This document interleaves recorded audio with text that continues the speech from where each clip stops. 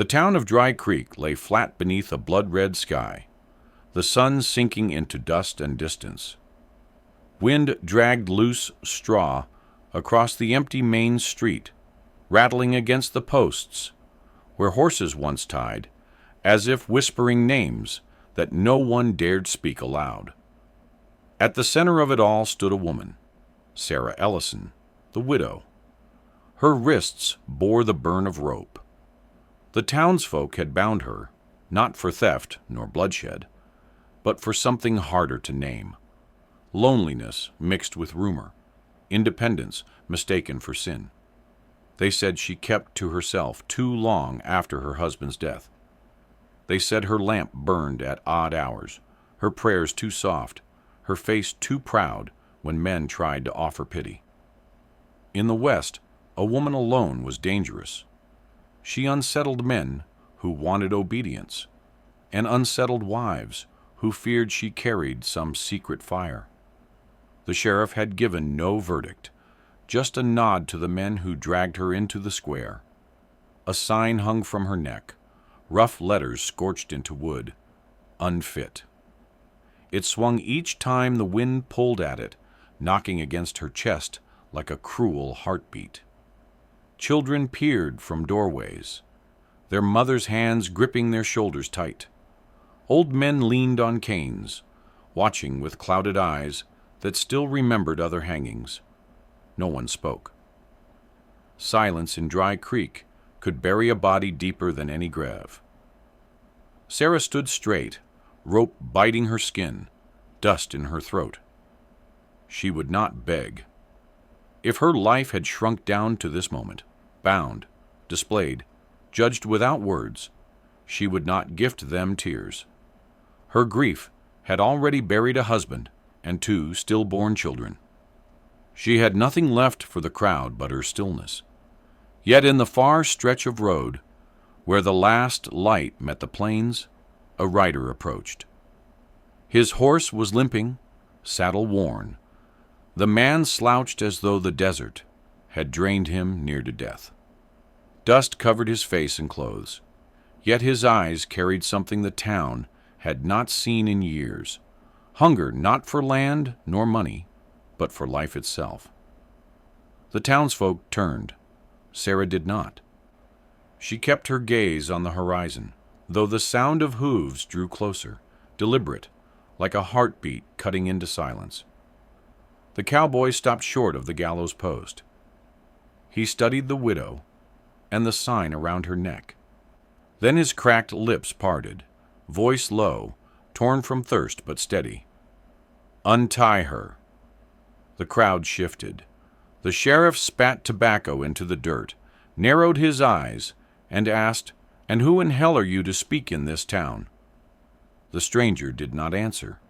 He only swung down from the saddle, every movement slow, as if every bone in him carried a war no one else could see.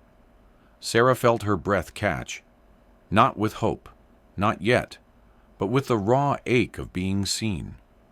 The cowboy's boots sank deep into the dust, each step stirring the silence like a stone dropped in still water. His hat shadowed his face, but the lines of exhaustion carved into him were clear as scars. This was not a man riding in with triumph or bravado. He was hollowed, carrying weight heavier than saddlebags or rifle. He stopped only a few feet from Sarah. The sign on her chest swung again, creaking like a coffin hinge. He looked at it, then at the rope, then finally into her eyes. What he found there was not fear, but something sharper, defiance wrapped in despair, a quiet flame refusing to bow. The sheriff folded his arms. "You best mind your business, stranger. She's marked." The cowboy's jaw tensed. "Marked by who?" The question hung like smoke. No one answered. The people of Dry Creek had long ago learned that guilt didn't need evidence. It only needed whispers repeated enough times to echo like truth. Sarah's lips cracked open, but no sound came. She had not spoken since they dragged her from her cabin. Her throat burned from dust and silence. And yet, something in the man's stance, in the stubborn tilt of his shoulders, pressed against the iron weight inside her chest. She forced the words out. They said my prayers turned the crops to dust. Her voice was low, brittle, but it carried. They said a widow too long alone invites demons. The cowboy's face did not change, but his eyes flickered. Like a soldier hearing again the thunder of a cannon he once outran. He knew lies like these. He had seen them dressed up in uniforms, carried out in the name of order and survival. He had watched men hang for less. The sheriff shifted his weight, growing uneasy. This ain't your fight, mister. The cowboy's voice came quiet, steady as a rifle leveled in the dark. Every fight's mine when there's rope on a woman's hands and no crime but loneliness. The crowd stirred, boots scraping wood porches, skirts rustling. No one dared speak, but the weight of the moment bent them. Something cracked, faint but sharp, like the first splinter in a rotten beam. The cowboy turned slightly, his body square between Sarah and the sheriff. Untie her, or I will. For the first time, Sarah's knees trembled. Not from fear, but from the shock of someone standing beside her.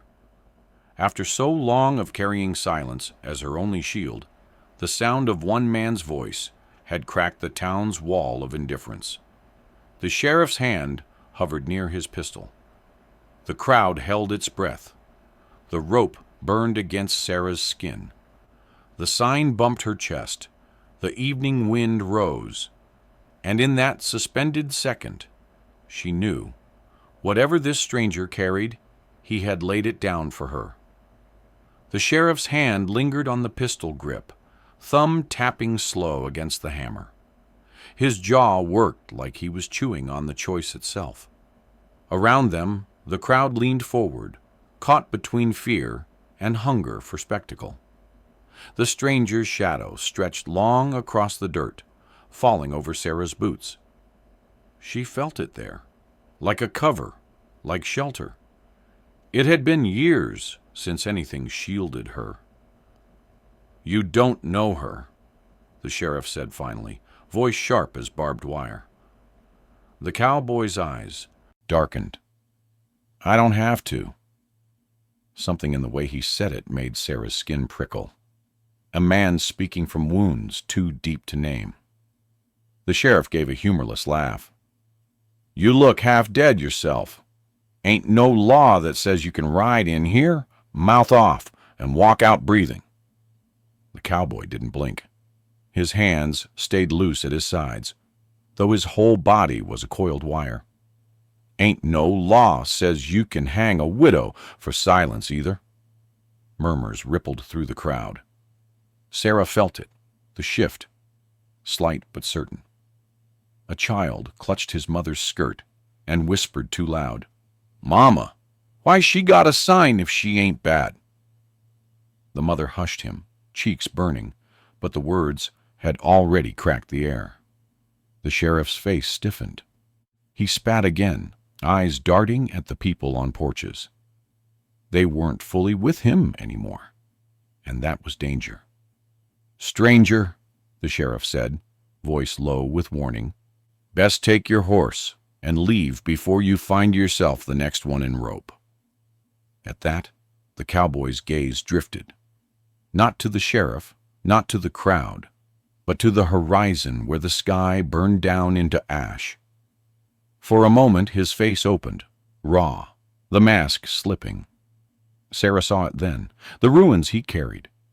He had known a rope before, not around his own neck, but in war. He had watched comrades hung as deserters when the truth was only fatigue, grief, or a lost letter from home. He had seen men branded as cowards by officers who never lifted rifles themselves. He had stood among the ashes of a farmhouse once, the smoke still rising, the bodies inside punished not for guilt, but for survival. War had left its mark on his skin, his gait, the hollows of his eyes. And now here, in Dry Creek, he saw it all again, the way silence and rumor can weigh heavier than bullets. He stepped closer to Sarah, and without asking, he lifted the sign from her chest. The rope creaked against her neck as it shifted, the letters rough and blackened against his calloused hand. He held it up so the whole town could see. "Unfit," he read aloud, his voice steady but breaking at the edges. Then he dropped it to the dirt and ground it under his boot heel until the wood cracked. The sound echoed, sharp, final. The crowd inhaled as one. The sheriff's face darkened with fury, but the people had already seen too much. A woman bound without crime, a stranger tearing the mark of shame apart. Sarah's throat tightened. She did not cry, but her chest burned like fire meeting dry grass. She knew then, this man wasn't just saving her. He was saving something inside himself, too. The sheriff barked, "Enough, take him!" But no one moved. Not yet. The rope still cut Sarah's wrists, but for the first time in months, maybe years, she felt the knot inside her loosen. The sheriff's order rang out like a pistol shot, but the townsfolk stood frozen, eyes flicking between him and the stranger. No man stepped forward. A few shifted, uncomfortably, boots scraping wood, but none moved to seize the cowboy. The silence grew heavier than a church bell. The stranger reached into his coat, not quick, not reckless, but sure. His hand came out holding a knife, its blade dull with age, but steady as his grip. With one motion, he sliced the rope at Sarah's wrists. The fibers tore with a sharp snap, and her hands dropped free, skin raw, blood seeping in small half-moons where the strands had bitten too deep. The crowd gasped. Sarah pulled air into her lungs, like she had been drowning for months. She rubbed her wrists, the sting of blood and rope burn mixing with the shock of freedom. The sheriff's hand finally went to his pistol. He yanked it from the holster, cocking it loud enough to rattle the silence. "You'll hang for this, both of you." The cowboy's knife glinted. His voice cut colder than steel. "You'll have to draw before me, and I don't reckon you can." The two men stared across the space, dust swirling between them like smoke on a battlefield. Sarah could feel the crowd's heart pounding with hers, no longer sure who justice belonged to. And then, the crack. A boy's voice from the edge of the porch. The same child who had whispered before. He shouted high and clear, trembling but loud enough for all to hear. "She ain't done nothing. Let her be." Every head turned. His mother clamped her hand over his mouth too late. But the sound had already broken something wide open. The sheriff's face twisted, fury boiling. "Shut that brat up!" He didn't finish. The cowboy struck first, not with the knife, but his boot, kicking a barrel beside him. It rolled into the sheriff's legs, staggering him, throwing his shot wide as the pistol fired. The bullet snapped past Sarah's ear and splintered wood behind her. Screams broke the silence. The cowboy grabbed Sarah's arm, rough, urgent, but not cruel, and pulled her toward his horse.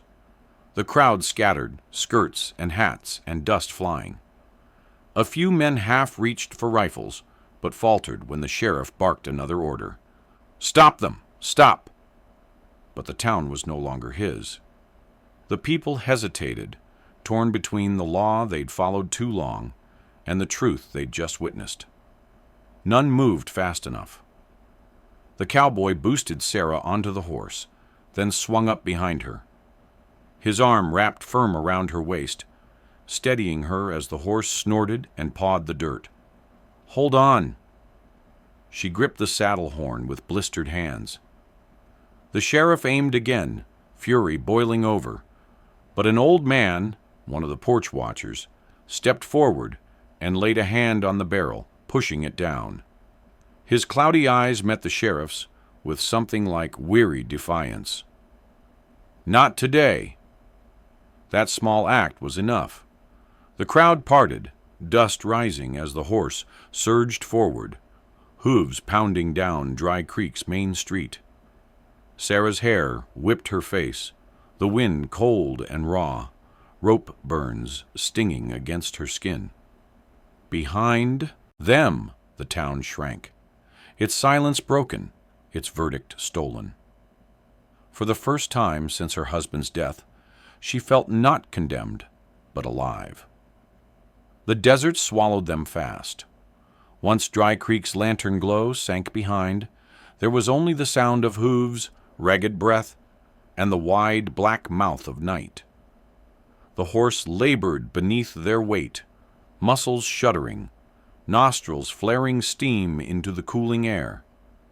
Each strike of hoof on hard earth carried the risk of stumble, but the animal pressed forward, driven by urgency that belonged to rider and passenger alike. Sarah clung tight, her fingers aching from the saddle horn, wrists raw where rope had eaten into them. Every jolt sent fire up her arms, but she held, refusing to loosen. Behind her, the cowboy's arm was a bar of iron around her waist, steadying them both.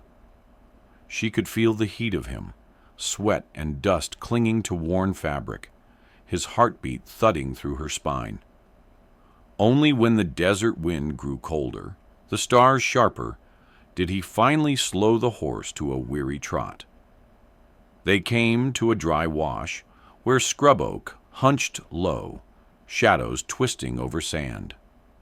The cowboy swung down and caught her by the waist, lowering her to the ground with a gentleness that surprised her.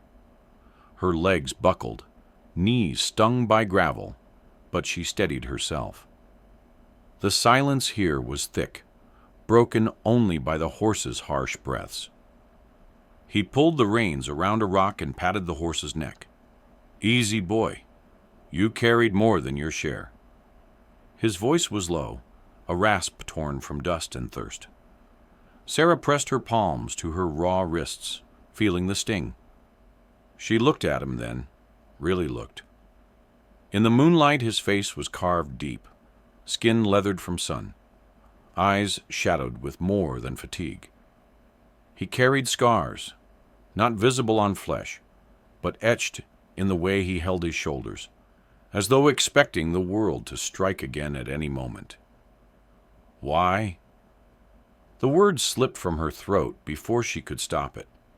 It came out rough, almost like a sob. "Why would you risk yourself for me? You don't even know my name." He crouched by the wash, scooping dirt through his fingers, letting it pour like an hourglass. For a long while, he said nothing. Finally, "Because I've seen rope take the wrong ones before. Good men called deserters. Innocent folk blamed for another's sins. Wars full of graves dug by whispers. Your town looked the same." His eyes lifted to hers, catching the silver light. "Didn't need to know your name, to see you were already buried." The words struck her chest like a blow. For years she had felt it, that her life had ended with her husband's, with her children's small graves. The town had only nailed the coffin tighter. She sank to the sand, legs folding beneath her. For the first time, she let the night see her face without the iron mask. Her cheeks wet, dust streaked with tears. The cowboy did not move closer. He simply sat back, arms resting on his knees, as though he understood the kind of grief that cannot be touched. A cold wind whispered through the wash, carrying with it the scent of mesquite smoke from some far camp. The horse flicked its ears, restless. Sarah shivered, clutching her shawl tighter. The cowboy stirred then, his voice low. "Name's Cole Maddox." She met his gaze, surprised by the offering. Slowly, she gave hers in return. Sarah Ellison. The names hung between them, fragile and solemn, as though they might bind more than any rope could. And in the silence after, beneath the desert stars, Sarah felt the faintest pulse of something long buried, something like the echo of warmth. Cole struck flint against steel until sparks leapt, catching on dry grass and mesquite twigs. Soon a small fire flickered, pushing back the dark, its glow spilling across Sarah's face. She sat with her knees drawn tight beneath her chin, watching flame dance over her raw wrists. The rope burn looked almost branded, a cruel reminder she carried now on skin. She turned them away from the firelight, ashamed of their mark. Cole noticed but said nothing. He only fed the fire, his movements deliberate, careful, as if every crackle of flame steadied something inside him. At last he spoke. "Been riding near 3 weeks south from Kansas. Thought I was looking for work.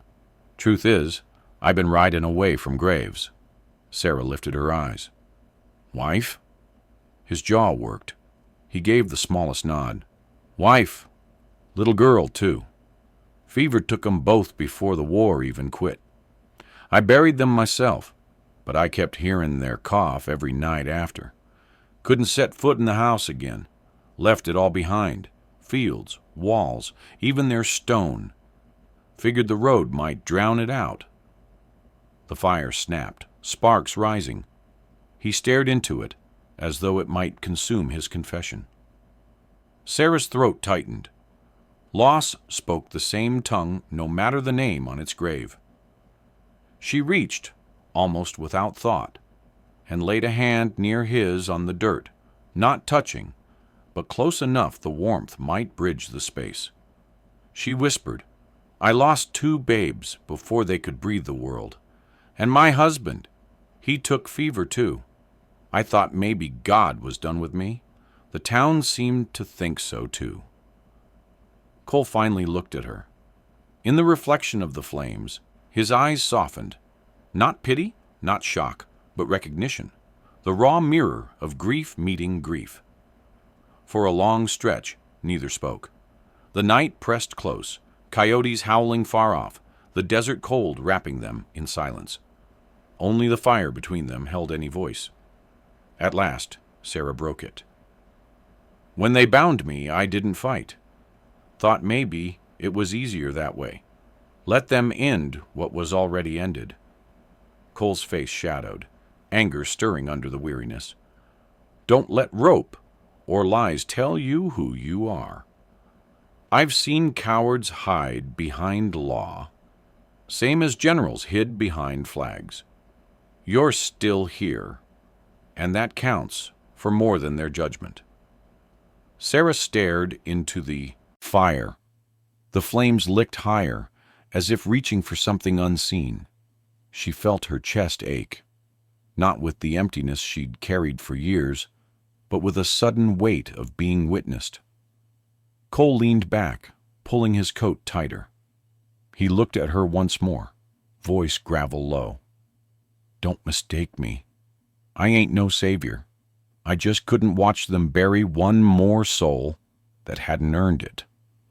Sarah studied him in the glow, the slouched shoulders, the dust ground into every seam of his clothes, the face carved by both weather and sorrow. Broken, yes, but his brokenness had shielded hers. For the first time since her rope was cut, she smiled faintly, brittle but real. "Then maybe we can carry the broken pieces together for a little while." The words hung fragile in the night air, like sparks rising until they vanish into stars. And in that moment, beneath the black sky, the widow and the lost cowboy sat with their griefs side by side, and the desert fire burned like something more than heat. The fire had long gone to ash when Cole's hand gripped Sarah's shoulder. She startled awake. The sky was still black, but a faint paling in the east told her dawn wasn't far. His eyes were sharp, all weariness gone. "Riders," he whispered. Her breath caught. She listened. At first only wind and the restless shift of their horse. Then, yes, a dull, steady rhythm, far off yet certain, hooves on hard earth, the sound of men hunting. Cole kicked dirt over the coals, smothering what little light remained. The desert fell black again, save for a streak of gray dawn on the horizon. He moved quick, checking the cinch on the saddle, his fingers precise. "They won't let you just walk free," he muttered. "Sheriff's pride don't heal easy. He'll need your neck to set the town straight." Sarah's stomach twisted. "How many?" "4, maybe 5, Cole said, scanning the horizon. His jaw tightened. "Enough to drag us back if we let 'em." The thought of rope around her wrists again made her skin crawl raw. She pressed her shawl tight around her shoulders, though it did nothing to calm the shaking. Cole swung her up onto the saddle before climbing behind. This time his arm clamped firmer around her waist, not gentle but protective. His body braced against hers like a shield. "Hold on!" The horse lunged forward, hooves drumming the dry wash, carrying them into the rising light. Behind, faint shouts cracked across the stillness, carried thin on the wind. The chase was on. The land spread wide and merciless. Sagebrush, dry arroyos, stone teeth of mesas rising against the horizon. Cole guided the horse hard, weaving through gullies, pushing where ground gave cover. He rode like a man who had outpaced death before and knew its gait well. Sarah pressed against him, the world blurring into grit and wind. Her wrists burned where the rope had left its mark, a reminder of what waited if they faltered. She thought of the sheriff's eyes, of the sign that had swung against her chest, and her heart beat faster than the horse beneath her. Behind, the riders grew clearer. Dust rose like a scar against the pale morning sky. 5 men at least, rifles glinting. Their voices carried faint but sharp. Cole's horse was strong, but he felt the strain, each breath louder, muscles slick with sweat. He murmured low into its ear, urging it on. "Come on, boy, just a little more." Sarah dared a glance back. The riders were closer now, their faces grim, mouths set like wolves. At their head rode the sheriff himself, jaw clenched, pistol in hand. His pride rode heavier than his body, and it was hunger enough to kill them.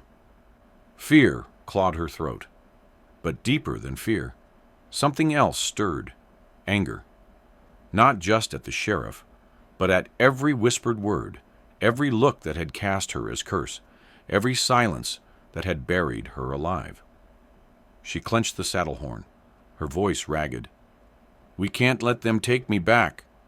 Not alive." Cole's grip tightened around her. His voice was iron. "They won't."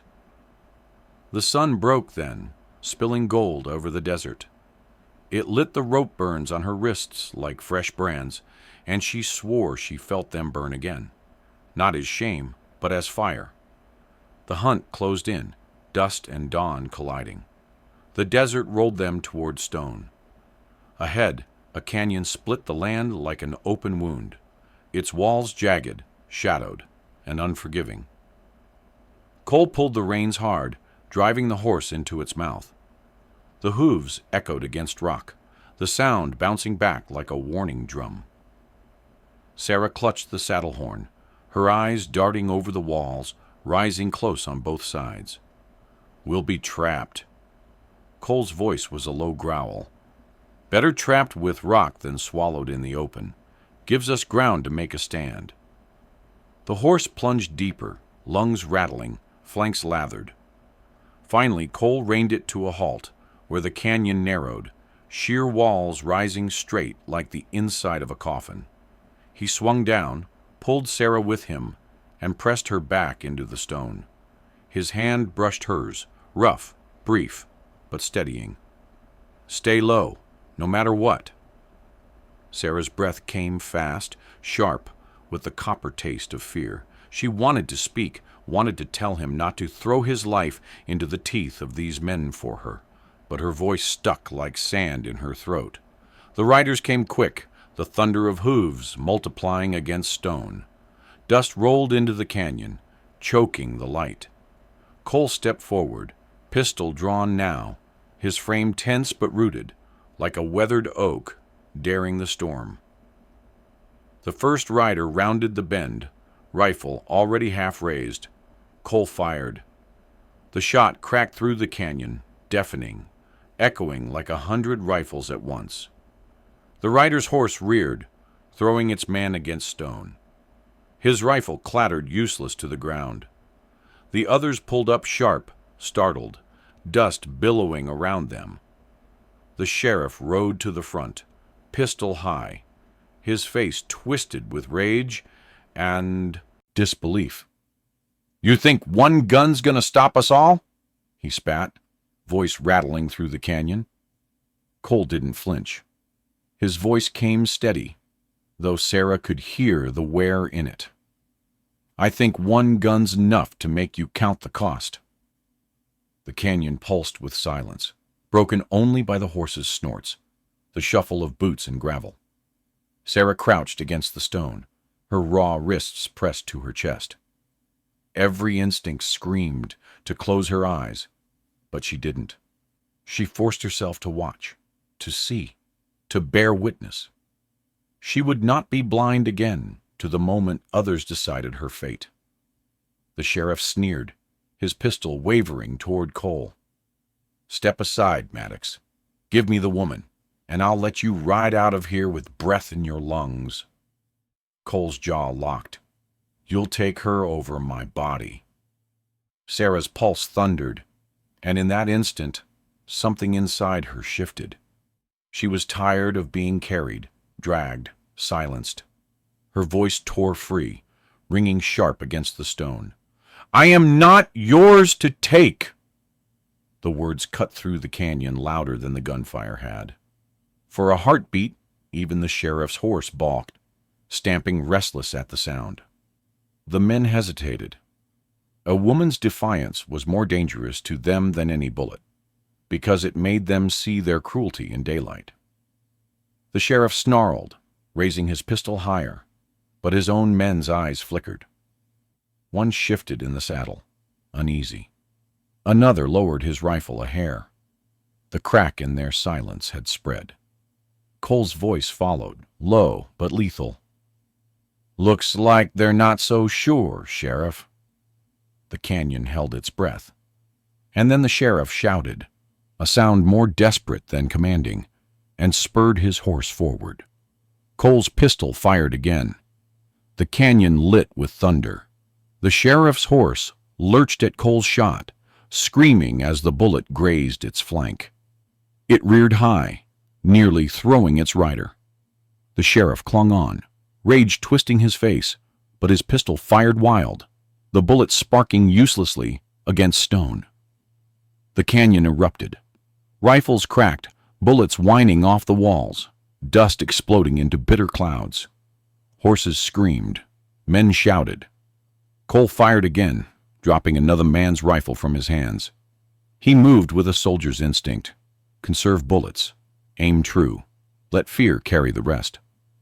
But the odds were cruel. 5 rifles against his 1. Sarah crouched low, gravel biting into her knees, the rope burn on her wrists throbbing. She could taste blood where she'd bitten her lip, but her eyes stayed open.